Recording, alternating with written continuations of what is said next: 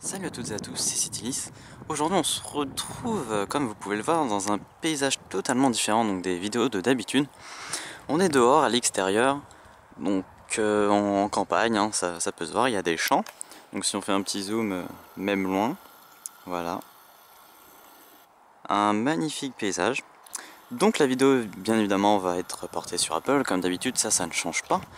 Et aujourd'hui donc on va tester une nouvelle chose tout simplement, c'est l'application Plan. Donc j'avais pas fait de vidéo encore, donc elle est là, il faut le temps que la mise au point se fasse.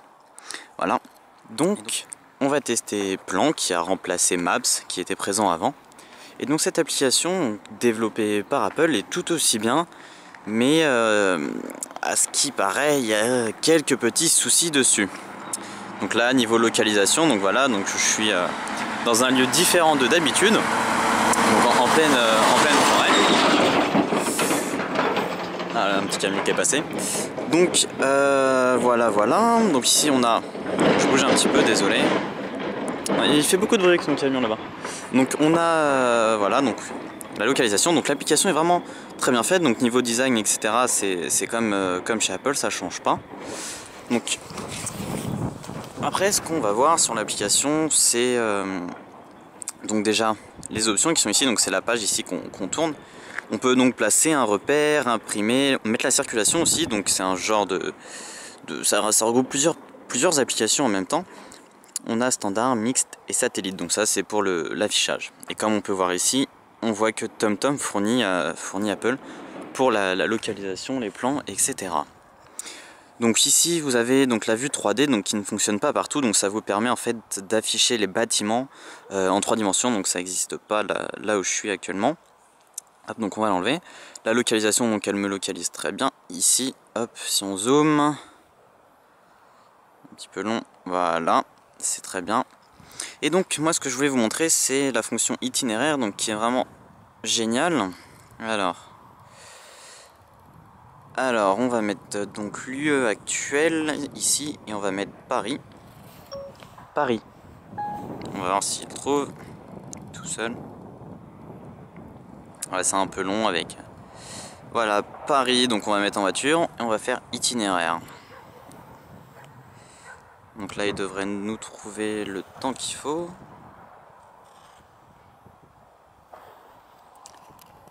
Alors. Donc ici, comme vous pouvez le voir, 1h27 minutes, donc il y a 105 km quand même. Oula, ça fait loin. Donc si on lance la navigation, donc on a l'option ici pour afficher tout ce qu'il faut faire. Prenez les destinations, les choses comme ça. Et si on fait démarrer, donc on a la... Démarrage de l'itinéraire vers Paris. Voilà. Donc là, dirigez-vous vers le sud sur rue du Lavoir.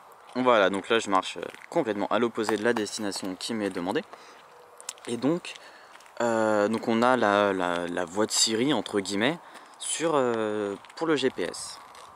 Donc là, plus j'avance, donc plus ça va défiler bien évidemment. Et ce qui est bien donc dans la navigation, donc là on peut mettre fin ou un aperçu, donc ça va nous donner l'itinéraire restant. Et ce qu'on peut faire aussi, c'est verrouiller l'iPhone. Donc regardez bien, si je verrouille l'iPhone et je le réouvre, il nous donne quand même la suite de l'itinéraire, même en mode verrouillé. Donc ça c'est absolument génial. Donc on peut déverrouiller l'iPhone et continuer. Encore une petite voiture, désolé. Donc voilà, on peut continuer notre itinéraire avec l'iPhone verrouillé. Donc là en normal, donc si je marche un petit peu, etc. Donc il nous donne l'heure d'arrivée en même temps. Donc je marche, je verrouille mon iPhone, ou alors il s'éteint, on va dire ça comme ça. Je le rallume, hop, il m'affiche directement en destination. Par exemple, hop, je l'éteins. Vous pouvez le mettre dans la poche, vous le ressortez, vous activez rapidement et vous trouvez directement l'itinéraire. Donc ça se met à jour en même temps. Par contre, ça consomme de la batterie, bien évidemment. Donc là, hop, il s'éteint, par exemple, on le rallume. On peut très bien prendre une photo, hop, comme ceci. Donc c'est vraiment très simple. On a d'ailleurs, comme les appels ici, touché pour revenir à la navigation. Donc on revient vraiment dans plan. Si on, hop, on quitte, voilà. Donc après, ce qui est possible, c'est bien évidemment de le mettre en multitâche et de faire fonctionner d'autres applications, notamment les applications donc pour les radars, si vous les utilisez, par exemple celle-ci, qui est très connue. Après, il y en a d'autres, donc voilà, tout ce qui est en GPS de connu, c'est ceci. Donc moi, je les utilise pas tous, mais ça peut être quand même bien utile. Voilà, donc 2 mètres. Donc je peux pas faire l'itinéraire entier parce que je suis à pied, comme vous pouvez le voir. Donc voilà, je voulais tester Plan parce que c'est vraiment une bonne application quand même. Donc toutes les destinations ne sont pas dessus, bien évidemment, c'est encore en version bêta entre guillemets. Et donc voilà, donc là je suis en vue 3D, donc ça change pas grand chose pour l'itinéraire. Voilà, donc là on a tout ce qui reste à faire. Voilà, donc je voulais vraiment vous présenter l'application Plan parce que c'est vrai que je fais des vidéos à chaque fois en intérieur, etc. Et j'avais pas eu le temps d'en faire une sur Plan et qui est une bonne application. Donc là j'ai de la chance, je suis parti assez loin de Paris. Donc comme vous pouviez le voir, il y avait écrit 105 km, si mes souvenirs sont bons. Voilà, 104 km. Donc je suis parti à 104 km de Paris pour faire une vidéo. Voilà, voilà. Donc je voulais vous faire cette petite vidéo, donc même s'il fallait faire 1000 km, je les aurais fait pour vous montrer cette vidéo. Donc je peux pas vous montrer l'itinéraire, comment ça se déplace, etc. en fonction de la navigation quand on est en voiture. Mais voilà, donc vous avez entendu la voix, il a dit démarrer, etc. Donc c'est vraiment la même voix que Siri. Donc voilà, donc on se retrouve très bientôt donc en intérieur, je pense, pour les vidéos. Et puis je vous dis à très bientôt pour de nouvelles vidéos. Ciao à tous.